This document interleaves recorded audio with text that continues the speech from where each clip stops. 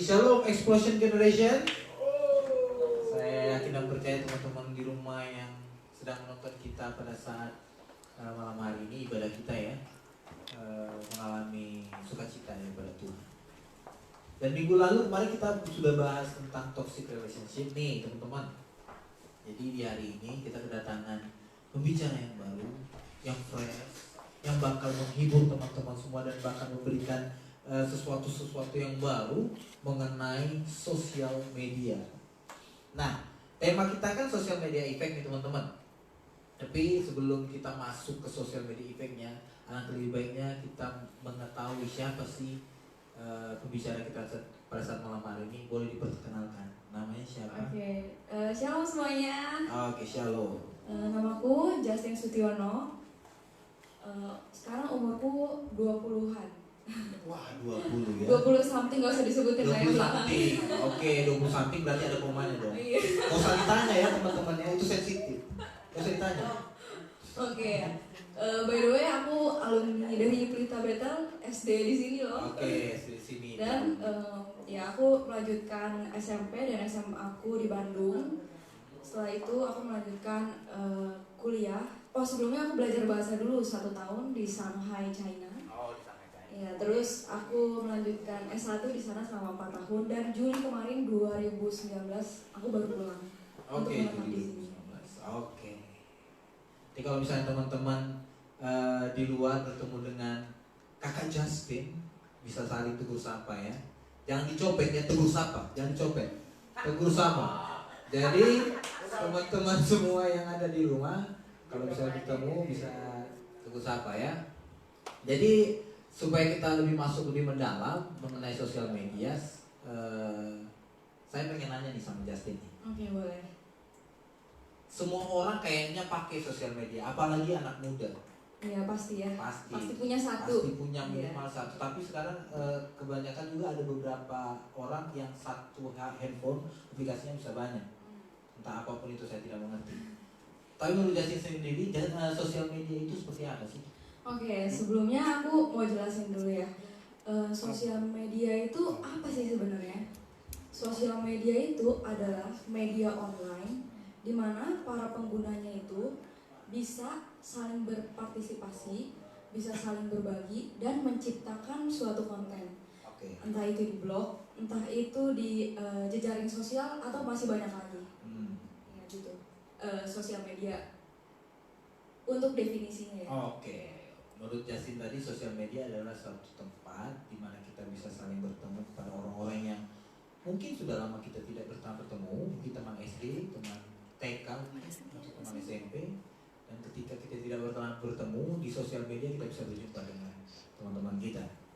Nah, berikutnya, Tin, ini mengenai sosial media.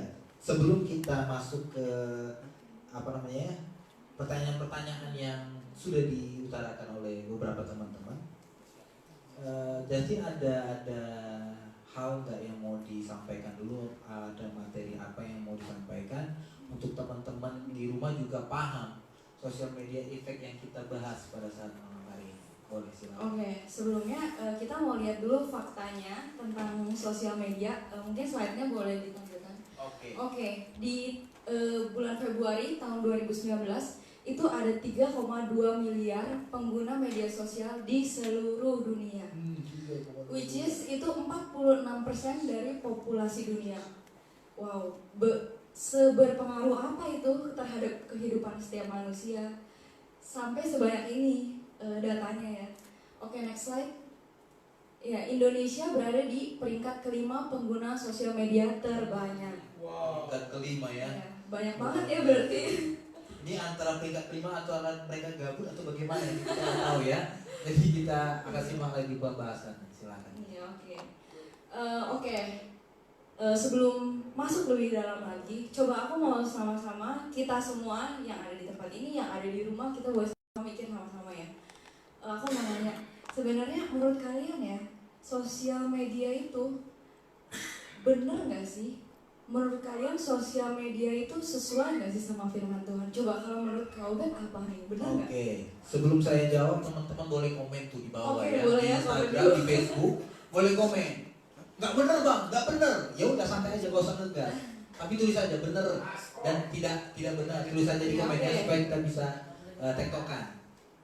Menurut saya, Justin ya, sosial media itu baik dan tidak baik. Itu tergantung dari bagaimana cara kita menggunakannya ya. Mungkin nanti penjelasan lebih dalam Justin akan menjelaskan buat kita semua. Tapi dari saya itu bisa menjadi baik dan bisa menjadi tidak baik, tergantung bagaimana kita menggunakan. Ya, tergantungnya ke diri sendirinya kayak gimana ya. Oke, aku bakal kasih tahu nih rahasianya. Rahasia yang benar-benar kalian harus simak. Perhatian tuh teman-teman. Ya, perhatian ya. Karena ini adalah cara pandang orang Kristen yang dinamakan Christian worldview.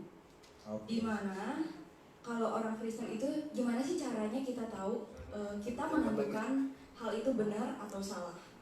Ya, coba next slide boleh dilihat. Oke, kelihatan nggak? Jelas nggak? Kelihatan jelas ya? Nanti teman-teman di rumah yang nonton komen lagi ya. Kurang jelas bang, ini ada gambar yang lebih jelas nih. Nanti di zoom. Oke, jelas nggak ya? Udah jelas? Kalau dari sini jelas, nggak tahu kalau dari teman-teman. Tinggal komen aja di bawah, jelas apa tidak? Oke, boleh, silakan Tim. Lanjut. Nggak jelas ya? Oke. Gimana ya? Kalau kayak gini jelas nggak? Oke, kita di sini ya bisa di zoom untuk tim kameramen. Kayaknya bisa jelas deh. Iya, soalnya kalau ini penting banget nih buat teman-teman semua. Di sini ada 4 poin. Iya. Nanti akan dijelaskan oleh Justin. Oke, sambil jelasin aja ya sedikit. Ya, ini adalah di mana cara pandang ini diambil dari di mana Tuhan menciptakan manusia. Di sini ada creation, ada fall, ada redemption, sama restoration. Pada tahu nggak sih artinya apa? Kalau misalnya nggak tahu, nggak apa, aku tetap jelasin ya. Creation itu di mana Tuhan menciptakan manusia. Nah, satu-satu deh kita bahas dulu. Kenapa sih Tuhan ciptain manusia? Ngapain sih Tuhan harus ciptain manusia? Oke. Ini ada banyak hal. Coba menurut Kak Obed, Tuhan menciptakan manusia itu untuk apa sih Kak? Yang jelas menurut saya Tuhan tidak iseng menciptakan manusia ya. Tidak misalnya Tuhan lagi gabut, iseng nih pengen bikin manusia deh. Nggak seperti itu ya. Tuhan menciptakan manusia itu pasti punya maksud. Ada tujuan. Iya betul. Oke, kita lanjut lagi. Tuhan menciptakan manusia pertama kali itu salah satunya untuk bekerja. Tuhan itu menciptakan manusia untuk memberikan nama-nama ke hewan-hewan dan merawat setiap tumbuhan, pokoknya merawat semua yang ada di dunia ini. Nah, tapi manusia itu nggak taat dan dia jatuh ke dalam dosa. Saat manusia jatuh ke dalam dosa, apa akibatnya dari dosa itu? Banyak banget. Pertama kali terjadi kerusakan lingkungan di dunia ini, itu akibat manusia. Ini pertama kali mereka mencabut tanaman untuk menutupi dirinya. Betul. Ya, karena mereka harus menutupi dirinya ya. Terus lebih mendalam lagi, mereka membunuh hewan untuk memakai kulitnya, untuk menutupi tubuhnya juga. Terus akhirnya manusia mempunyai anaknya akhirnya bunuh-bunuhan, membunuh saudaranya sendiri, bukan bunuh-bunuhan ya, membunuh saudaranya sendiri. Jadi ini udah jatuh banget gitu. Terus akhirnya Tuhan mengirimkan Yesus untuk menebus manusia. Yesus datang ke dunia untuk memberitakan kebenaran dan dia menebus manusia. Setelah itu kita jadi tahu, kita jadi seperti diciptakan kembali. Kita tahu tujuan Tuhan menciptakan kita itu untuk apa di sini, di pemulihan. Jadi ini creation itu penciptaan, fall kejatuhan, redemption penebusan, restoration itu pemulihan. Oke, kita coba masukin nih ke media sosial. Hubungannya apa tuh? Iya, hubungannya apa? Gimana cara masukinnya gitu kan? Kita coba masukin ke media sosial. Oke, contohnya Facebook. Facebook diciptakan oleh Mark Zuckerberg, ya, untuk tujuan yang baik. Oke, sebentar, aku bacain dulu visi dari Facebook. Facebook, misi dari Facebook adalah to give people the power to share and make the world more open and connected. Artinya, jangan buang sampah sembarangan. Betul. waduh, oke. Artinya tuh ini, Facebook ingin memfasilitasi orang-orang untuk saling berbagi dan membuat dunia lebih terbuka dan terhubung. Betul. Itu tujuannya baik banget, benar gak sih Kak? Betul. Ya, tapi manusia seiring berjalannya waktu itu menggunakan Facebook dengan yang salah. Jadi ini kejatuhannya. Nah, salahnya gimana? Sekarang kita bisa lihat banyak konten-konten yang negatif. Banyak orang-orang yang kayak ngegibah kali ya. Iya betul. Ini siapa yang suka ngegibah, yang sedang nonton atau yang sedang di tempat ini, jangan ngegibah. Iya. Oke, yang sedang nonton. Gibah itu menggosip. Iya, gosip. Itu Bang Ican itu ya. Oh Bang Ican. Oke, boleh lanjut lagi. Banyak juga nih yang nulis status gak penting. Kayak misalnya, aduh aku hari ini habis dimarahin mama nih. Itu ya curhat. Ada story kepotongnya Jasmine. Kemarin saya lihat tuh ada media sosial anak-anak muda yang potong rambut dimarahin papinya. Ya, itu salah satu juga itu. Yang potong rambut dimarahin papi. Oke. Saya tahu itu. Oke, menurut aku ya. Oke. Itu apakah kalian coba kita sama-sama pikir deh.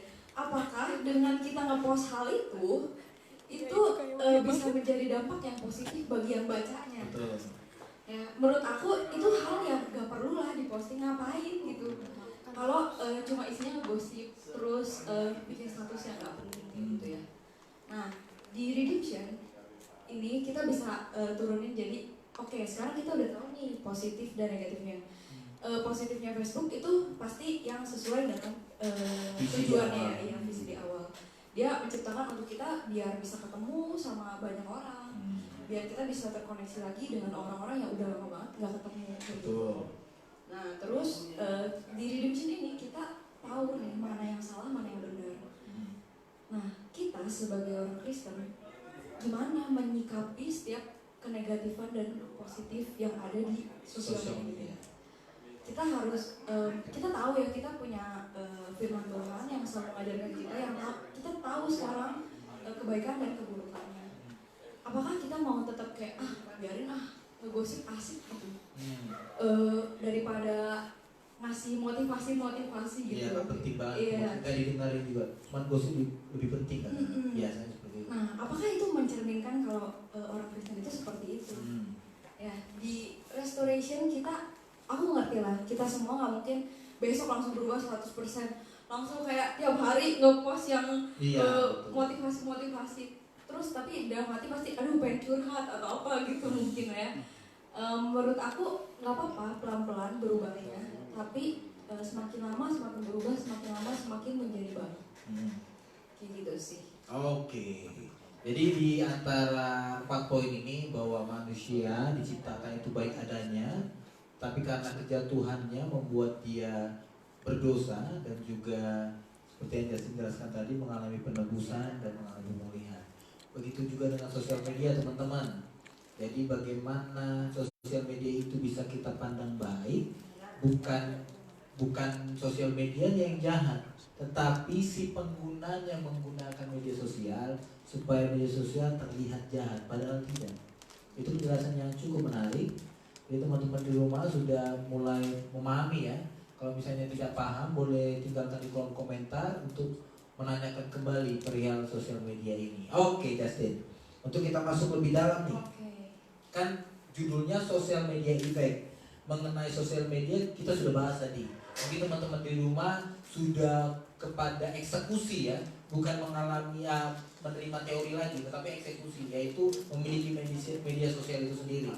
Nah, saya ingin tanya kepada Justin, efek sosial media ini sendiri apa sih? Yang seperti di slide pertama ada 3,2 miliar manusia yang menggunakan. Yes. Efeknya seperti apa? Oke, boleh next slide. Iya, efeknya itu social comparison. Ini paling banyak ya. Social comparison itu membandingkan diri sendiri sama orang lain. Biasa nih, banyak kita tuh nge-scroll gitu ya, lihat postingan orang. Terus kita pernah nggak ngerasain, aduh ini orang cakep banget ya, ini orang ganteng banget ya, hidup dia enak banget ya, kok hidup gua gini banget. Betul. Gitu. Nah ini sebenarnya hal yang nggak baik buat kita. Kalau kita bisa membatasi sosial media, itu sebenarnya bagus. Kenapa? Karena itu bisa membuat diri kita merasa cukup. Oke. Karena kita nggak lihat hal-hal yang gak. Jadi di sini menurut riset social comparison itu terjadi secara otomatis. Kita nggak bisa menghindarinya. Karena secara nggak langsung setiap kita lihat postingan itu kita pasti langsung membandingkan terhadap diri kita sendiri. Kayak gitu. Ini jadi dampaknya menurut aku. Dampak negatifnya ya.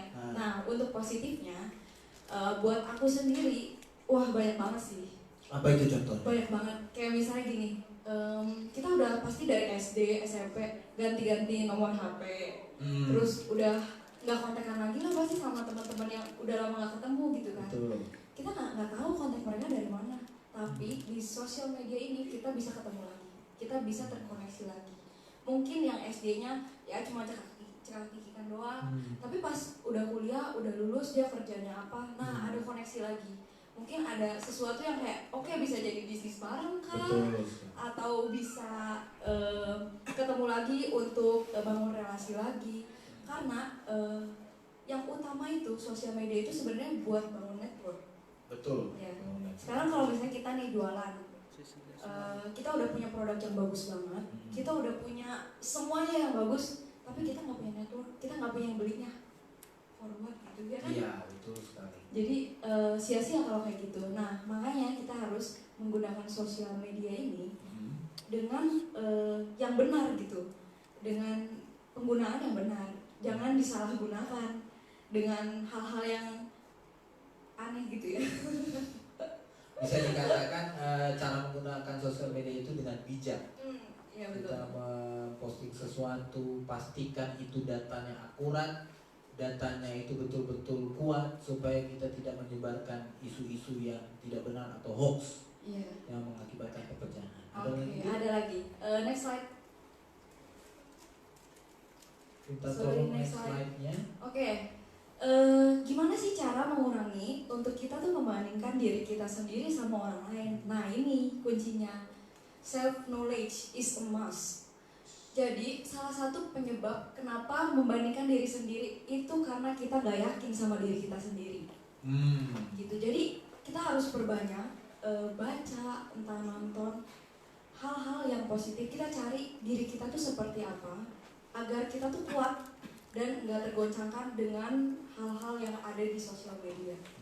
Kayak gitu sih. Oke. Berarti pemaparan Justin tadi teman-teman, bahwa salah satu penyebab kenapa membandingkan diri sendiri itu karena kita tidak kenal siapa diri kita. Yes, Jadi bagaimana cara mengenal diri kita? Kita harus, saya memakai kata-kata dari gembala kita di tempat ini. Kita harus selesai dengan diri kita sendiri. Ketika kita selesai dengan diri kita sendiri, kita pasti akan tahu menghargai diri kita dan bagaimana kita men-treatment diri kita dan tidak membandingkan diri kita ke orang lain. Ikuti pemampir banget. Oke ya. Oke, jadi tanpa perpanjang lebar, ini masih ada lagi penjelasan mengenai ini. Udah selesai. Oke, sudah Singkat selesai aja. ya. Jadi teman-teman kalau di rumah masih setia nonton live streaming kita Q&A mengenai social media effect, kalian teman-teman bisa komentar di bawah lagi. Tapi di beberapa hari yang lalu kita sudah kumpulkan beberapa pertanyaan dari teman-teman mengenai social media effect yang akan dibahas langsung pada saat malam hari ini. Nah, tim di sini ada teman-teman yang bertanya mengenai social media effect. Nah, pertanyaannya begini. Kebanyakan orang biasanya kalau bangun tidur pasti yang dicari duluan adalah handphone. Bener gak sih itu? Mungkin kalau misalnya ada yang benar, tulis benar ya di bawah kolom komentar ya. Bener bang, itu aku bang. Oke? Jadi yang dicari pertama itu handphone dan langsung buka sosial media. Nah, Di sini pertanyaan, gua mau nanya, gaul banget. Gua mau nanya. Gaul ya, luar biasa. Gua mau nanya bahaya dari sosial media buat kita dan apa yang terjadi jika kita menyalahkan kita menggunakan media sosial buat menjelek-jelekan orang lain. Nah, saya ulangi lagi nih. Apa bahaya dari sosial media buat kita ketika kita menggunakannya untuk menjelekkan orang lain? Mau dikasih gimana? Oke. Bahayanya sih sebenarnya udah tadi ya di dampaknya itu. Bahayanya kalau kita kebanyakan lihat sosial media, nge-scroll dari pagi sampai malam gitu. Itu bakalan kayak mungkin kita jadi ngebandingin diri kita sama orang lain terus. Kita nggak pernah merasa cukup atas diri kita sendiri. Gitu. Terus lagi bete nih, aduh lagi galau misalnya, atau apalah pokoknya terserah, pokoknya lagi sedih dan segala macam. Itu orang nge-scroll, ada loh yang tiba-tiba bisa bunuh diri, ya kan? Iya, betul. Karena udah depresi sama dirinya sendiri. Karena dia ngerasa, oh gila, dia hidup untuk apa lagi gitu. Kayak dia ngerasa dirinya tuh gak berharga. Padahal setiap kita itu di mata Tuhan itu unik dan berharga. Ya. Terus gimana? Apa tadi terakhir pertanyaannya? Terakhir itu apa yang terjadi jika kita menggunakan sosial media buat menjelek-jelekan orang lain? Sudah pasti jawabannya. Seperti Ferdian Paleka, tahu kan? Nah, Anda akan masuk penjara kalau konten Anda tidak memberkati orang lain, bahkan merasakan banyak orang. Ada lagi yang mau jelasin? Coba kita sama-sama ya buka Alkitab kita di Galatia 6 ayat 7. Coba orang yang di sini juga bukan juga dong. Oke, kita buka ya ayatnya di Galatia 6 ayat 7. Galatia.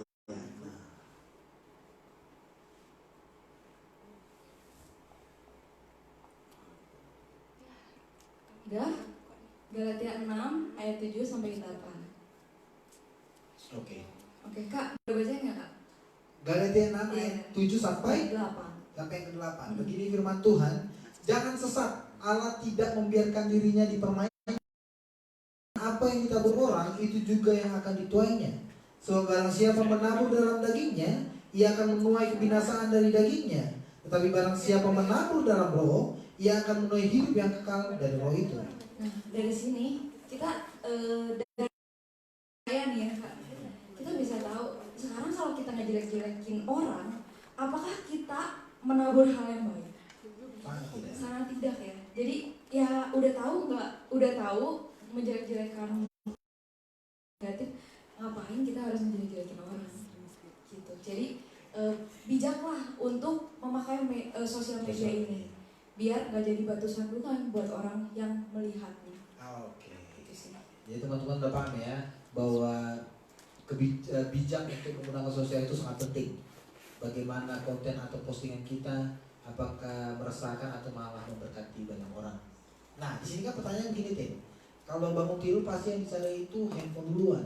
Nah, dari sini ada tips nggak sih bahwa kalau misalnya bangun pagi kita anak-anak muda yang dicari bukan handphone, tetapi bagaimana kita bisa langsung membaca kebenaran firman Tuhan dan kita bisa ada tips untuk mengutamakan kebenaran firman Tuhan dulu sebelum handphone dan sosial media.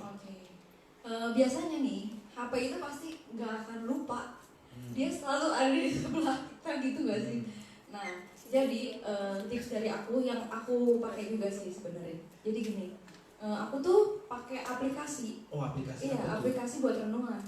Biar aku tuh nggak lupa kalau hari ini tuh udah renungan atau belum gitu. Oke, nama aplikasinya apa? Nama aplikasinya boleh nanti tanya langsung ke aku atau tanya ke tim Generation. Explosion Generation. Oh, oke, sorry. Oke. Terus di aplikasi itu biasanya ada, jadi pas bangun tidur udah ngeliatnya notifnya itu dulu. Jadi kita buka dulu Alkitab kita dan lihat renungan kita hari ini biar sepanjang hari kita bisa punya pikiran yang positif dan yang sesuai gitu dengan firman Tuhan. Gitu sih tipsnya dari aku. Oke, tipsnya dari Justin teman-teman nanti bisa ditanya di admin Explosion Generation dan Instagram yang sudah disematkan di Explosion Generation nanti di Instagramnya bisa DM mereka dan katakan apa sih nama aplikasinya. Oke ya, nanti segera dijawab. Oke, pertanyaan berikutnya Tim. Iya. Pertanyaan berikutnya apa penyebabnya jika kita terlalu lebih mementingkan membaca status di sosial media dibanding kita membaca Alkitab? Pertanyaan keduanya luar biasa. Apa penyebabnya? Atau dampaknya ya, bukan penyebabnya. Apa dampak jika kita terlalu lebih sering membaca status di sosial media dibanding kita membaca Alkitab? Oke. Ya balik lagi ke ayat yang tadi. Sebenarnya apa yang semua ya yang kita lakukan di dunia ini itu apa yang kita tabur emang benar sih apa yang kita tuai. Kalau sekarang kita kerjaannya cuman nge-scrollingin, ngebacain sosial media doang gitu. Terus emang dampak buat hidup kitanya ya kayak gitu jadinya, cuma taunya gosip doang, hoax yang ada di sosial media doang. Ya kehidupan orang kayak apa, tapi dia nggak pernah lihat visi dan misi dari Tuhan itu terhadap hidupnya kayak apa, tujuan hidup dia itu apa gitu. Kalau kita lebih banyak baca Alkitab, aku yakin dan percaya kita pasti lama kelamaan tuh jadi ngerti, oh Tuhan tuh maunya kayak gini, Tuhan tuh maunya kayak gini, lebih peka gitu. Lebih peka teman-teman. Jadi teman-teman ketika mementingkan membaca Alkitab lebih sering dibanding lihat status di sosial media, teman-teman bisa lebih peka suara Tuhan. Apa maksud Tuhan untuk kehidupan kita selanjutnya? Nah, Nadir, ini ada pertanyaan bagus, sedikit mendalam. Apakah sosial media bisa jadi lahan uang? Wih, ini kayaknya pengen kalian duit sekali. Lalu tuh saya suka ini pertanyaan. Uang. Contohnya, bagaimana cara menghasilkan uang dari sosial media? Oke, gimana caranya? Aku yakin semua orang itu dikasih talenta sama Tuhan. Dan sebenarnya kita bisa menggunakan talenta kita di sosial media ini. Misalnya nih, misalnya Kaubet nih. Wah, saya tidak apa, karena contohnya lebih dekat. Misalnya Kaubet ini jago main keyboardnya. Biasa aja, makanya biasa aja. Jago. Terus dia kayak di Instagram misalnya, dia posting dia lagi main keyboard dan segala macam. Aku yakin suatu saat itu pasti ada mungkin 1-2 orang di belahan dunia, nggak tahu di mana. Mereka pasti ngeliat, wih jago nih main keyboardnya, pengen sih gue bisa jadi kayak gitu. Gimana ya caranya? Kontak aja, cobain. Mau nggak ya dia ngelesin gue gitu. Itu jadi lahan uang, bener nggak? Betul. Banyak banget. Mungkin kalau misalnya mau tahu lebih banyak lagi, bisa ngobrol-ngobrol ya sama timnya Exposing Generation atau sama aku juga boleh. Kita bisa membahas lebih dalam lagi. Soalnya terlalu luas dan terlalu banyak. Tanya tentang sosial media ya, jangan hubungan pribadi ya. Tanya sosial media. Penonton. Anda harus smart people ya. Oke deh, lanjut nih. Kan dengan dari introduksi pertama, Justin memperkenalkan diri, pernah kuliah di Shanghai. Nah, kalau di Shanghai sendiri sosial media yang dipakai seperti apa, dan mereka menghasilkan uang dari sosial media itu, sosial media yang jenis apa? Bisa dijelaskan nggak? Bisa. Ini aku mau tanya juga ya sama yang ada di sini semuanya. Boleh yang ada di rumah juga komen. Ada yang tahu nggak WeChat itu aplikasi apa? WeChat. Oke. Mungkin yang pernah di Cina pasti tahu lah. Tapi yang nggak pernah ke sana, mungkin di sini dulu ya aku pernah dengar nih teman-teman di sini tuh pada pakai WeChat itu untuk kenalan sama orang yang nggak dikenal di sekitar dia gitu. Jadi WeChat itu bisa ada yang di shake gitu. Terus nanti orang-orang di sekitar dia itu bakal kayak muncul gitu. Nah, buat chat-chatan nggak jelas kalau di sini. Di sini itu di mana? Di Cikampek atau di Indonesia. di Indonesia. Aduh, jadi tersinggung.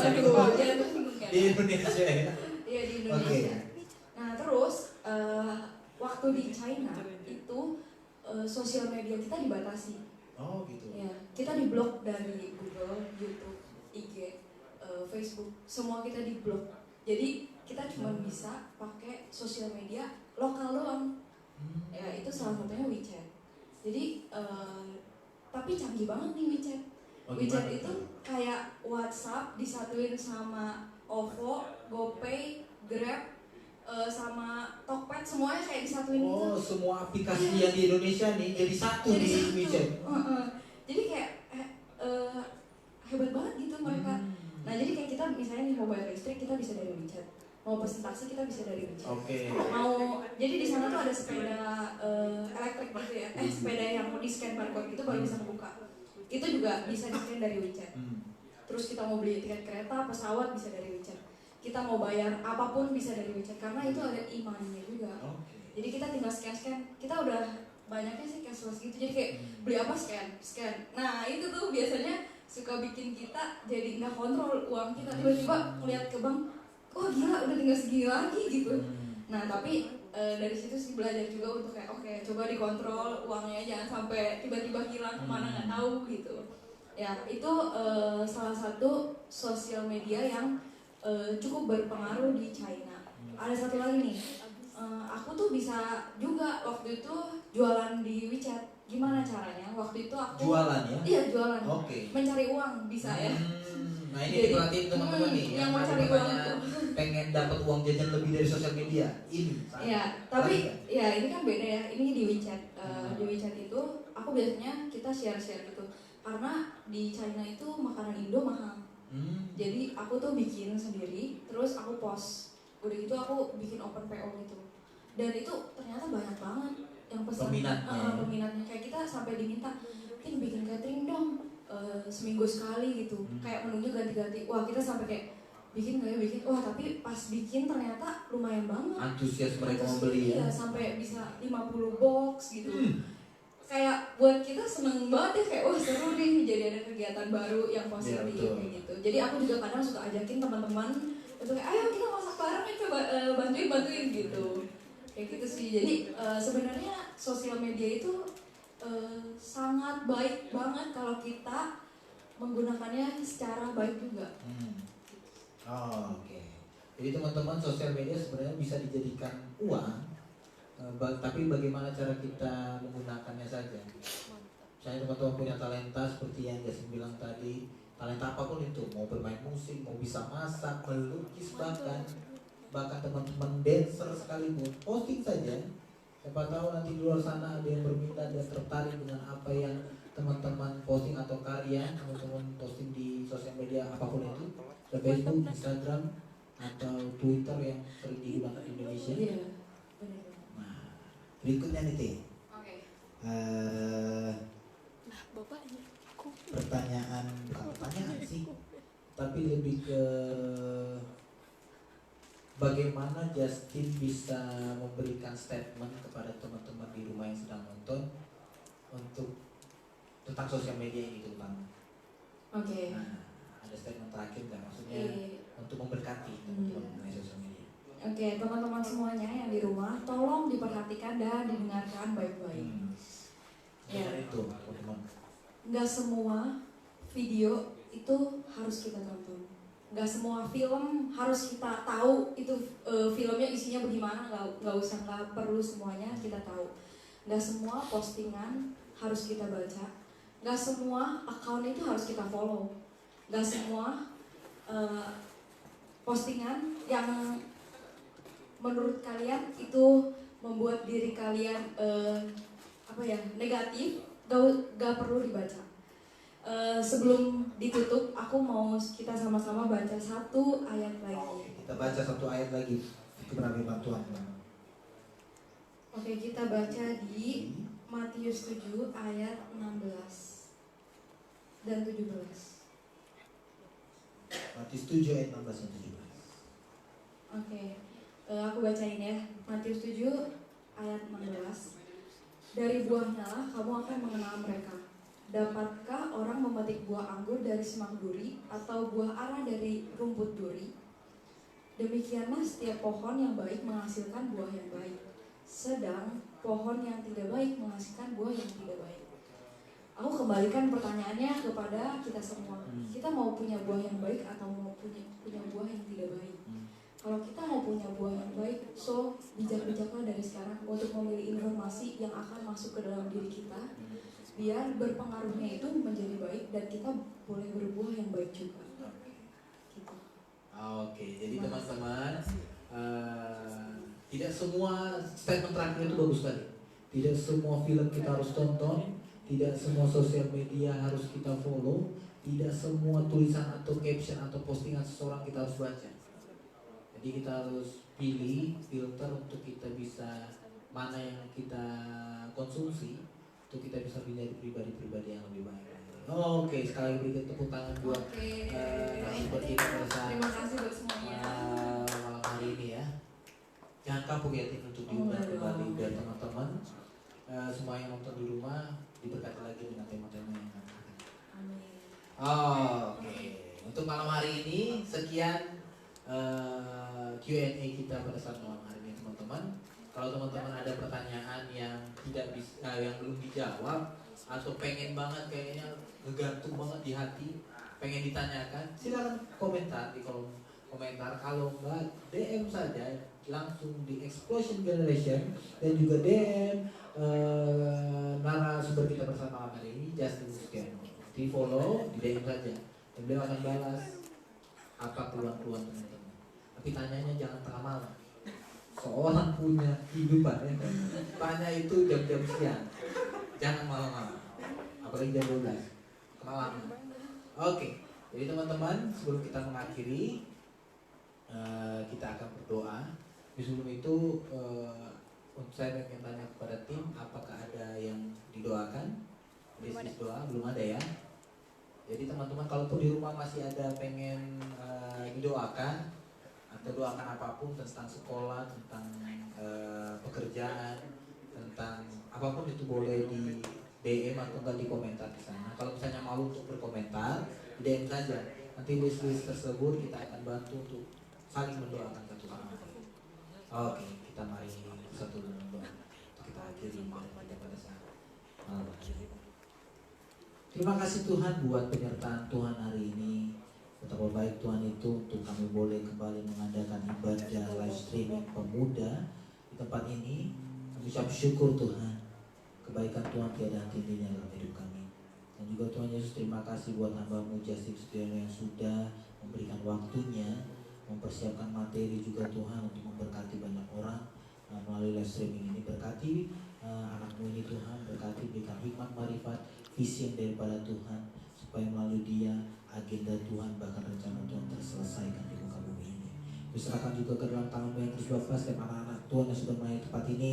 Kau berkati kameramen, Kau berkati LCD, Kau berkati pemain musik, Kau berkati worship leader, berkati kami semua yang ada di tempat ini, supaya kami juga Tuhan bisa memberkati banyak orang, bukan tentang live streaming saja, tetapi kami bisa mencerminkan lewat tingkah laku kami di rumah kami masing-masing, supaya apapun yang kami sampaikan tidak menjadi bumerang buat kami, tapi kami bisa memberkati banyak orang di luar sana.